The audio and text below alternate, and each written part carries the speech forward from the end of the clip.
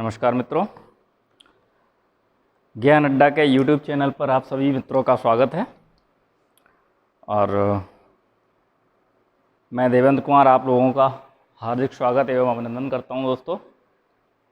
तो चलिए स्टार्ट करते हैं अपनी संविधान की अगली क्लास, जो कि पिछली क्लास में मैंने संविधान के अनुच्छेद और उसके भाग के बारे में चर्चा करी थी।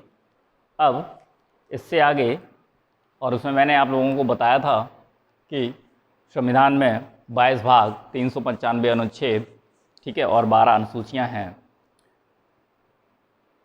मूल रूप से तो 22 भाग ही हैं, और गणना की दृष्टि से अगर देखा जाए तो 25 भाग हो जाते हैं, क्योंकि जो आपका संशोधन हुआ, 42वां संशोधन, 73वां संशोधन, 74वां संशोधन, है ना, और 97वां संशोधन, इनके तहत 5 भाग और जोड़ दिए गए, लेकिन वो उन्हीं भागों में जोड़े गए हैं, कोई भाग एक्स्ट्रा बढ़ाया नहीं गया है। इसलिए मूल रूप से 22 भाग ही हैं, और जो गणना की दृष्टि से अगर देखा जाए तो 25 भाग हैं। यहाँ तक हम लोगों की बात हो गई थी। अब इसके आगे बात करते हैं,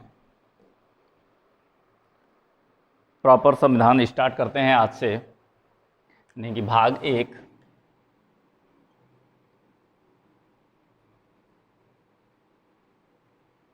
भाग 1 से स्टार्ट करते हैं, और भाग 1 है हमारा संघ एवं उसका राज्य क्षेत्र।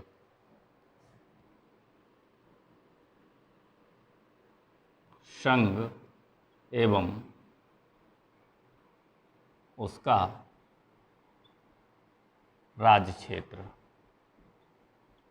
ठीक है। तो संघ एवं उसके राज्य क्षेत्र पर आज विस्तृत चर्चा होगी पूरी तरह से, जो कि आपका अनुच्छेद 1 से 4 तक है।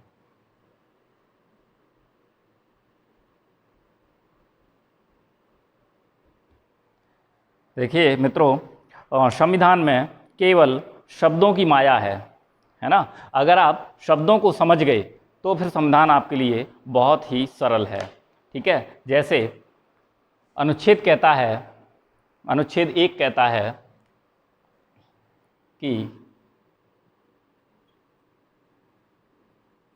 अनुच्छेद 1 कहता है कि इंडिया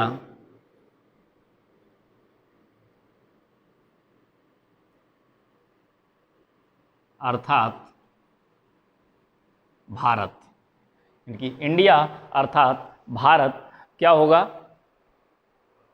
राज्यों का एक संघ होगा, ठीक है। इंडिया अर्थात भारत राज्यों का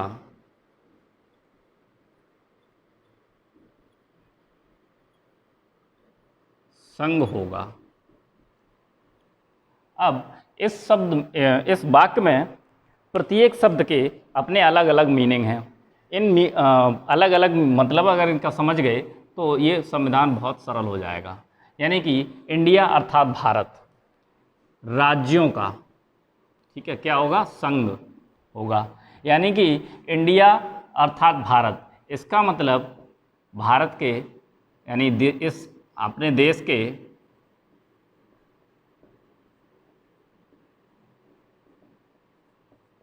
दो नाम हैं, ठीक है। इंडिया दैट इज भारत, यानी इंडिया अर्थात भारत।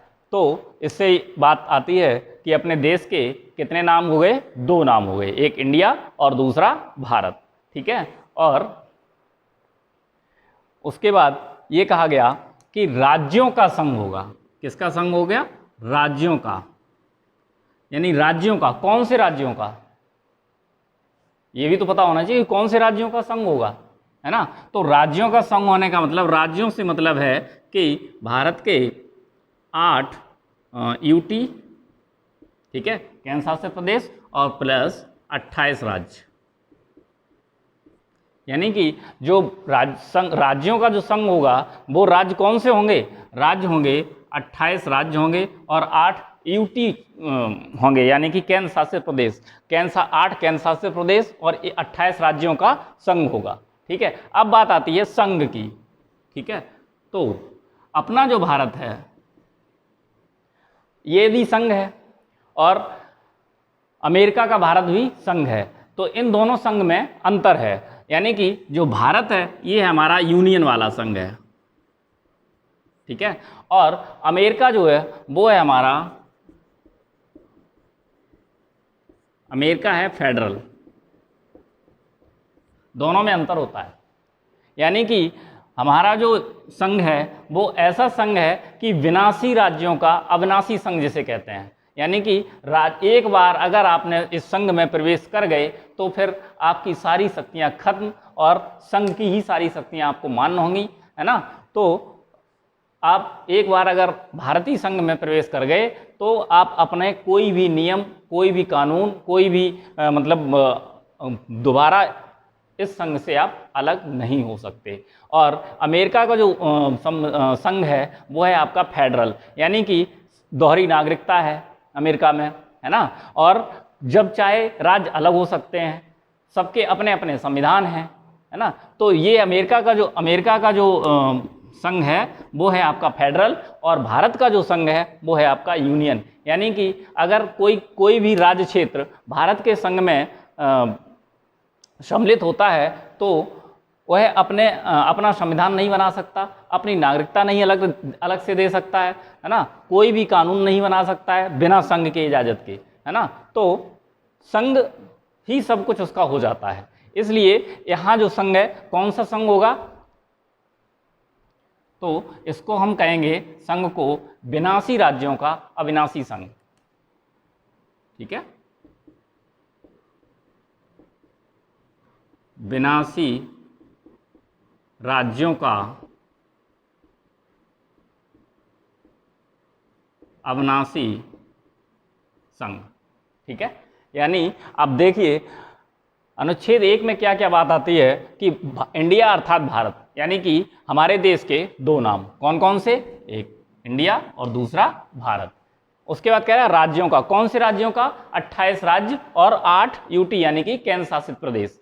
इन राज्य क्षेत्रों का एक संघ है। और कैसा संघ है, विनाशी राज्यों का अविनाशी संघ है। यानी कि जो अलग अलग राज्य थे उनका एक ऐसा संघ बनाया गया है कि वो राज्य जो हैं अब इस संघ से अलग नहीं हो सकते किसी भी कीमत पर। यानी कि एक बार अगर किसी राज्य का विलय हो गया भारत संघ में तो वो फिर वह अलग नहीं हो सकता, उसकी सारी शक्तियां संघ में चली जाती हैं, ठीक है। और जो विनाशी राज्यों का अविनाशी संघ है वही होगा, ठीक है। तो आपको ये चीज़ आपको समझ में आई होगी। और ना जो भी आप लोगों से रिक्वेस्ट है कि जो भी आपको कोई भी अगर शब्द या कोई भी वाक्य या फिर कोई भी टॉपिक समझ में नहीं आता है तो कमेंट बॉक्स में मुझे कमेंट कर दिया करें, ताकि मैं अगली क्लास में आप लोगों को उसका पूरी तरह से विश्लेषण करके बताया करूँ, ठीक है। तो अब हम इसमें आगे लिखते हैं, और जो राज्य थे ये 28 यूटी और 8 यूटी और 28 राज्य जो हैं वो भारत के संविधान की प्रथम अनुसूची में वर्णित हैं, ये भी ध्यान रखना, ठीक है।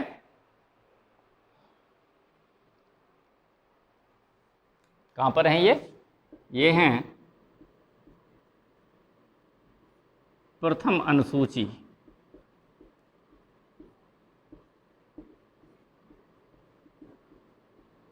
ठीक है। प्रथम अनुसूची में वर्णित 28 राज्य और 8 यूटी यानी कि 8 केंद्र शासित प्रदेश, इन राज्यों का एक संघ होगा, ठीक है।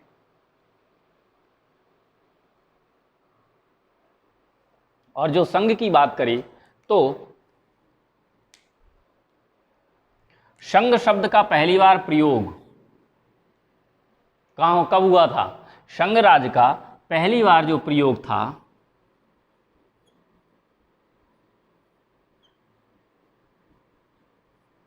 भारत शासन अधिनियम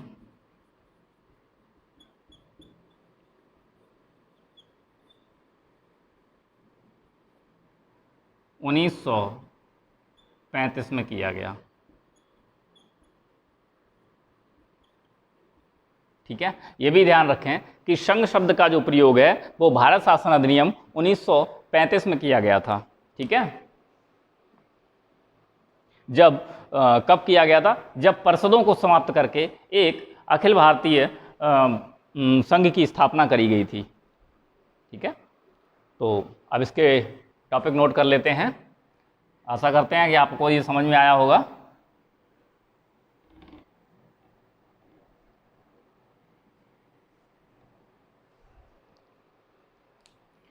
अब इसमें हम लिखेंगे राज्य।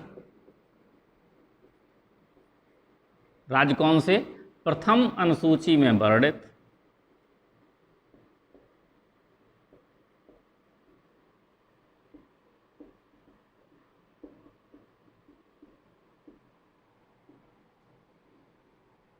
कौन से 28 राज्य तथा 8 यूटी। यूटी का मतलब केंद्र शासित प्रदेश।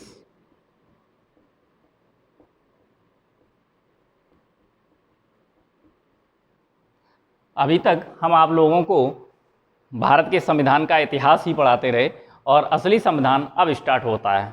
ठीक है, तो इसको बहुत ध्यान से पढ़ें ताकि कोई भी क्वेश्चन आपका कंपटीशन में इससे बाहर ना जा पाए। ठीक है, ये तो हो गया आपका राज्य। फिर करते हैं संघ की बात। संघ क्या होगा? संघ है आपका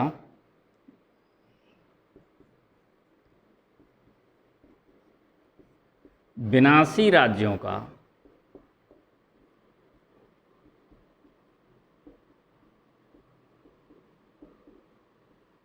अविनाशी संघ।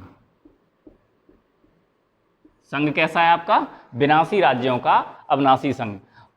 ठीक है, क्योंकि जो राज्य क्या थे कि राज्य तो आपस में लड़ते रहते थे, अपनी सीमाएं परिवर्तित करते रहते थे, एक दूसरे पे कब्जा करते रहते थे। लेकिन जब राज्य ये संघ में सम्मिलित हो गए, उसके बाद ना तो राज्य अपने कानून बना सकता है, ना राज्य किसी दूसरे राज्य की सीमा में प्रवेश कर सकता है, ना राज्य किसी दूसरे राज्य पर आक्रमण कर सकता है ना। तो ये सब चीजें यहाँ संघ में मिलने के बाद खत्म। इसीलिए कहा गया कि विनाशी राज्यों का अविनाशी संघ, यानी कि राज्य तो विनाशकारी थे लेकिन संघ में जब मिल गए तो वो अविनाशी हो गए, यानी कि अपना सब कुछ इन्होंने संघ में त्याग दिया।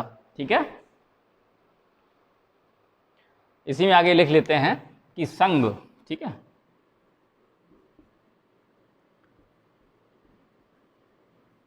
संघ शब्द का प्रयोग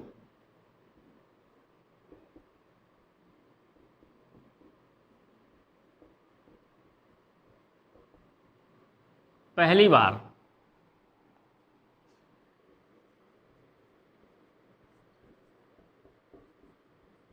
भारत शासन अधिनियम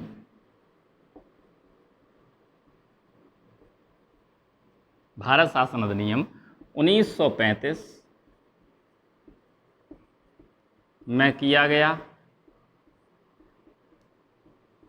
ठीक है, संघ शब्द का प्रयोग भारत शासन अधिनियम 1935 में किया गया।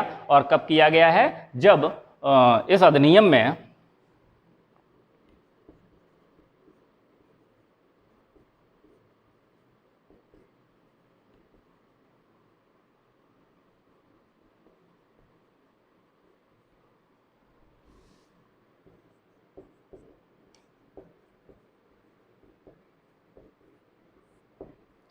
परिषदों को समाप्त किया गया।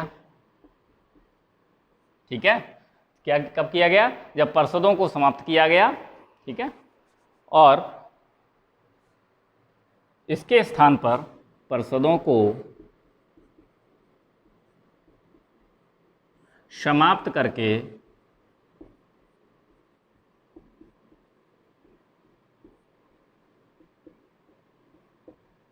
अखिल भारतीय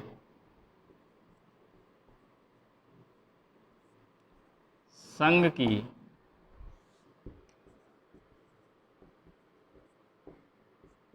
स्थापना की गई। अब जो आप लोगों का संविधान स्टार्ट हो रहा है, ये इसका एक एक शब्द बहुत इंपॉर्टेंट है, सो इसे बहुत ध्यान से पढ़ें। ठीक है, तो संघ शब्द का प्रयोग कब हुआ पहली बार? अधिनियम 1935 में। और इसके कब किया गया? परिषदों को समाप्त किया गया और अखिल भारतीय संघ की स्थापना करी गई। ठीक है,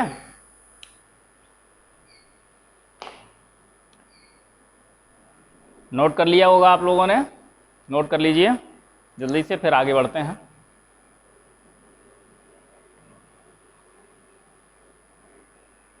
चलिए,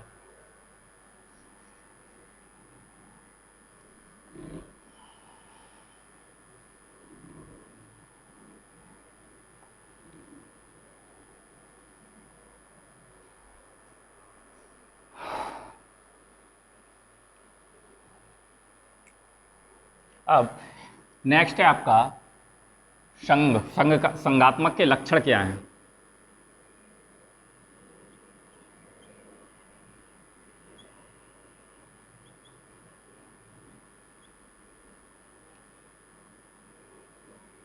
संघात्मक के लक्षण हमें कैसे पता चलेगा कि कोई भी जो देश का संविधान, किसी भी देश का संविधान है वो संघ है या फिर संघ नहीं है? तो संघात्मक के क्या क्या लक्षण होंगे वो और नोट कर लेते हैं हम लोग, ठीक है।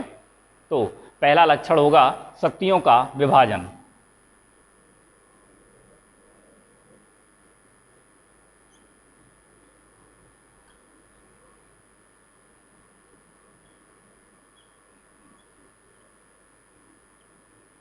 ठीक है, शक्तियों का विभाजन होगा पहला लक्षण। दूसरा होगा आपका संविधान की सर्वोच्चता। तीसरी होगी आपकी लिखित संविधान। और चौथा होगा आपका लिखित संविधान और संविधान में अनम्यता। ठीक है, और उसके बाद फिर होगी आपकी न्यायपालिका। ठीक है, तो जहाँ पर ये 5 लक्षण हों उसी को संघात्मक संविधान कहते हैं। ठीक है, तो दूसरा है आपका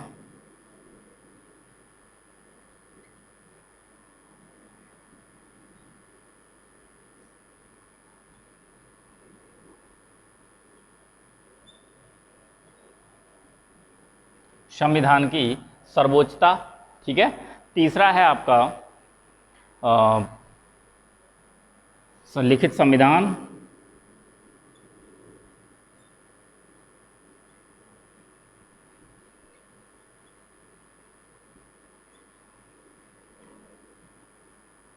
चौथा है आपका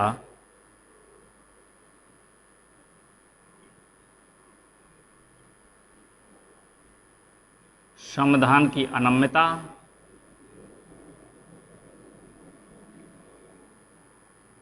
पांचवा है आपका न्यायपालिका का प्राधिकार। ठीक है, अब एक संघात्मक संविधान के ये 5 लक्षण होते हैं, लेकिन क्या ये पांचों लक्षण हमारे संविधान में हैं, इस चीज़ का भी विश्लेषण कर लिया जाए। ठीक है, तो अब पहली बात हम लोगों की बात करते हैं कि पहला इसमें जो पॉइंट है शक्तियों का विभाजन। क्या भारत में शक्तियों का विभाजन है?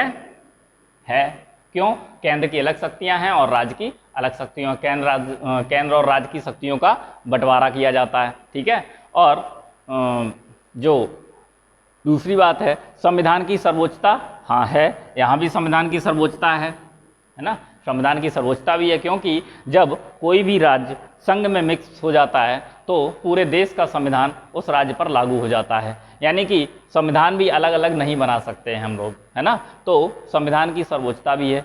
तीसरा है लिखित संविधान। लिखित संविधान भी है अपने यहाँ, है ना, लिखित संविधान अमेरिका में भी है। तो बस केवल क्या है कि अमेरिका और भारत के संविधान में एक ही अंतर है, दोनों संघ हैं, लेकिन भारत का जो संघ है वो यूनियन वाला संघ है और अमेरिका का जो संघ है वो फेडरल वाला संघ है। यानी कि कभी भी कोई भी राज्य उस संघ से अलग हो सकता है, लेकिन भारत में कोई भी राज्य भारत संघ से अलग नहीं हो सकता। एक बार अगर भारत संघ में प्रवेश कर गया तो दूसरी बार कभी भी दोबारा कभी भी वह राज्य भारत संघ से अलग नहीं हो सकता। तीसरी बात है कि संविधान की अनम्यता। क्या भारत का संविधान ऐसा है कि संविधान में अनम्यता ही है? नहीं, भारत में संविधान में अनम्यता और नम्यता का मिश्रण है।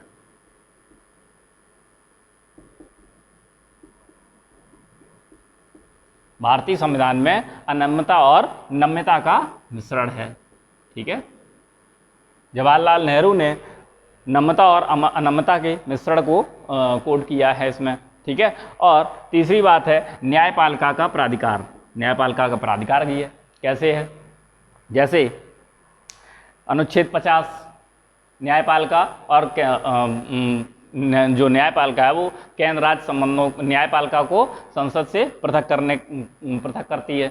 दूसरी, न्यायपालिका अगर नहीं होगा तो शक्तियों का जो विभाजन है ना, शक्तियों का जो विभाजन है, इन पर निर्णय कौन देगा?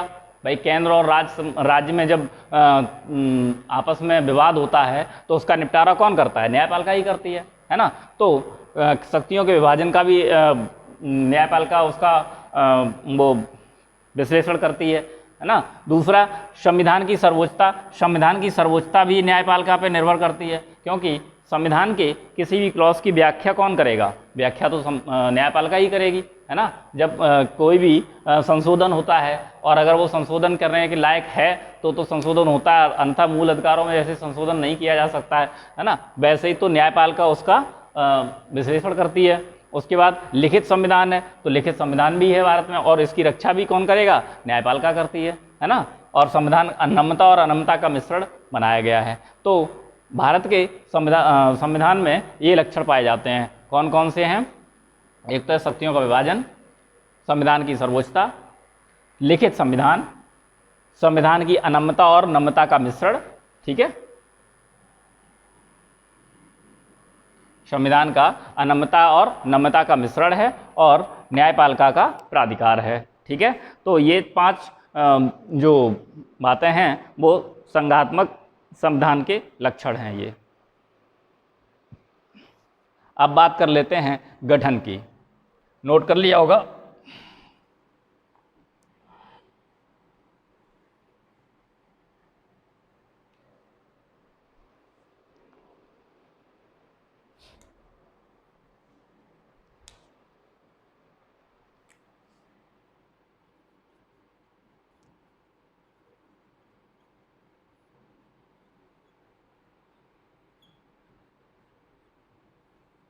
संविधान का गठन कैसे हुआ? संविधान का गठन कैसे हुआ कि संविधान में ब्रिटिश भारत और देशी रियासतों का एकीकरण करके किया गया, ठीक है।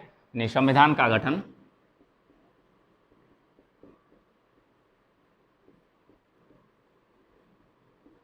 ब्रिटिश भारत प्लस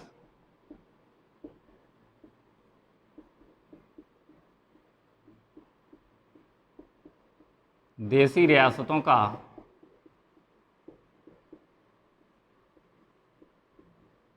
विलय करके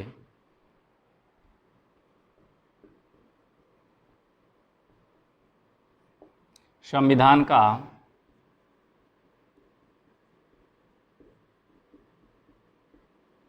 गठन किया गया, ठीक है।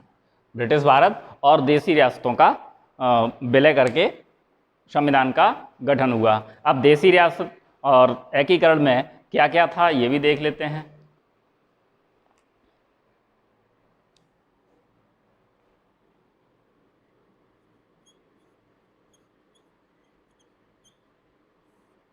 एकीकरण में कौन कौन से तत्व शामिल थे संविधान के? तो एकीकरण में जो तत्व शामिल थे वो थी आपकी परिषदें, देशी रियासतें और कमिश्नरी क्षेत्र, यानी कि 11 परिषदें,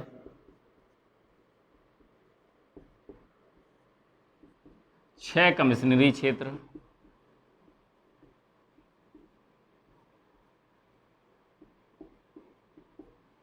और 562 रियासतें।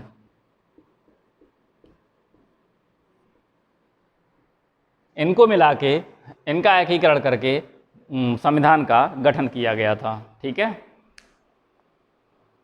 अब इसमें जो 559 रियासतें थीं, यानी कि नोट लिख सकते हैं 559 रियासतें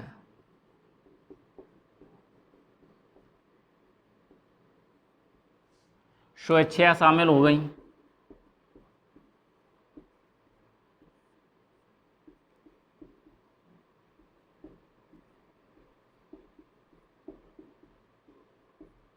ठीक है।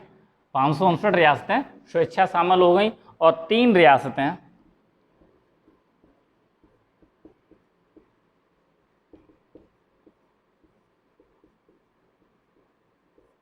निम्न तरीके से शामिल की गईं।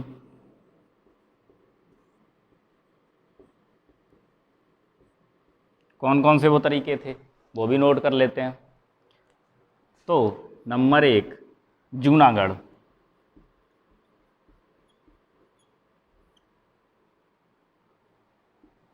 जूनागढ़ जो था वो आपका जनमत संग्रह द्वारा किया गया।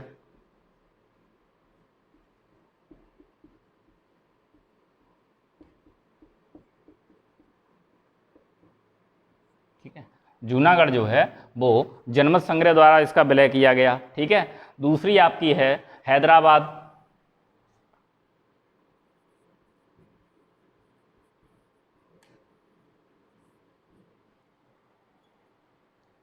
हैदराबाद जो है वो ऑपरेशन पोलो के तहत सैन्य कार्रवाई द्वारा विलय हुई। ठीक है,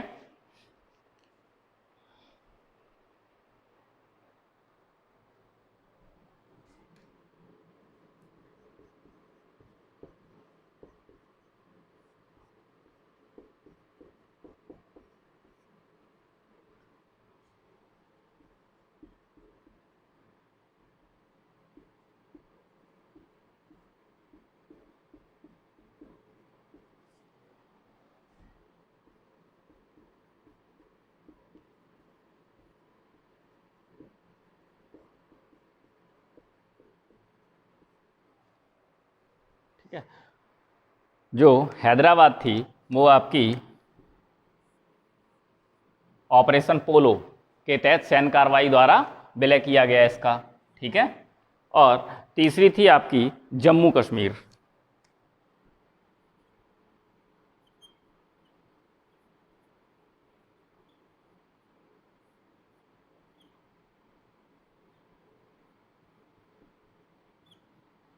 जम्मू कश्मीर जो थी वो थी आपकी विलय पत्र द्वारा। ठीक है,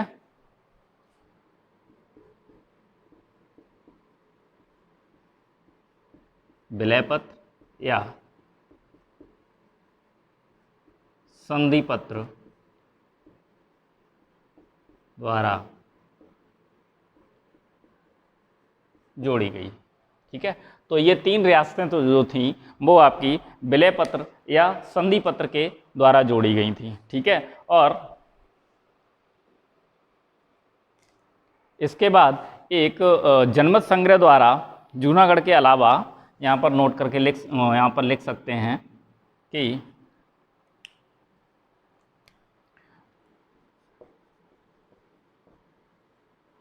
जूनागढ़ के अलावा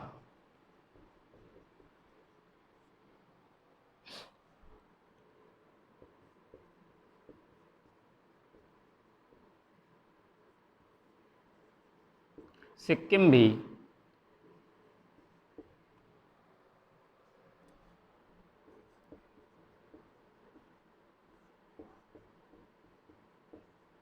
जनमत संग्रह द्वारा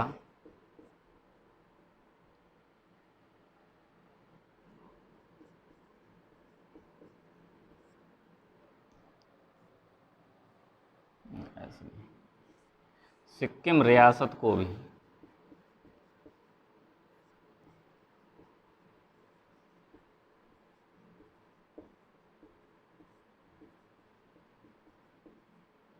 जनमत संग्रह द्वारा जोड़ा गया। ठीक है, कभी कभी पूछ लेता है कि जूनागढ़ के अतिरिक्त ऐसी कौन सी रियासत थी जो जनमत संग्रह द्वारा जोड़ी गई। तो जूनागढ़ के अतिरिक्त एक सिक्किम थी रियासत, सिक्किम रियासत थी जिसको जनमत संग्रह द्वारा जोड़ा गया था। ठीक है, तो ये तो था आपका अनुच्छेद 1, भारत अर्थात इंडिया, यानी इंडिया अर्थात भारत राज्यों का संघ होगा। आशा करते हैं आपको अनुच्छेद 1 की सारी बातें समझ में आई होंगी, और अभी भी कोई अगर डाउट रह जाए तो प्लीज़ कमेंट कर दिया करें मुझे, कमेंट बॉक्स में जाके और कमेंट कर दीजिए, मैं उसका दूसरे दिन उसका निस्तारण कर दिया करूँगा। ठीक है, नोट कर लिया होगा। चलिए,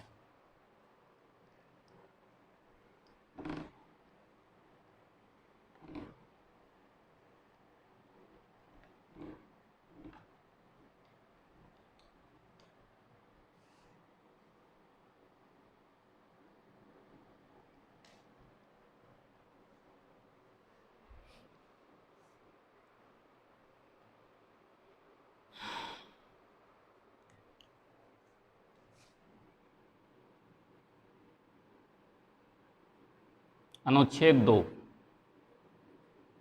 अभी हमने अनुच्छेद 1 पर चर्चा करी थी, अब अनुच्छेद 2 की बात करते हैं। ठीक है, अनुच्छेद 2 कहता है कि भारत क्षेत्र में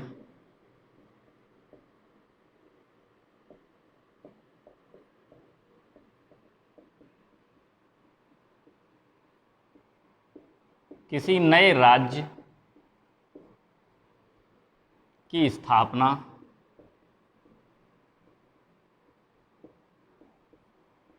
या किसी नए राज्य की स्थापना या प्रवेश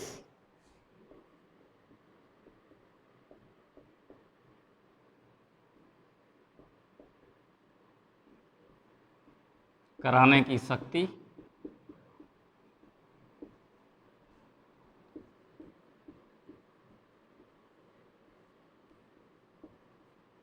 संसद के पास है। ठीक है, अनुच्छेद 2 ये कहता है कि भारत के किसी भी राज्य क्षेत्र को या भारत संघ में किसी भी राज्य को भारत का संघ का अंग बनाने के लिए या भारत संघ में सम्मिलित करने के लिए या फिर भारत संघ में प्रवेश कराने के लिए संसद के पास इसकी शक्ति है, जो किसी भी स्थान को भारतीय संघ में प्रवेश दे दे। और इसमें और अनुच्छेद 2 में कुछ ज़्यादा है नहीं, यही है केवल कि किसी नए क्षेत्र की या फिर किसी राज्य को विलय कराना या किसी नए क्षेत्र का नामकरण करना है या फिर किसी नए क्षेत्र को भारत संघ में मिलाना है।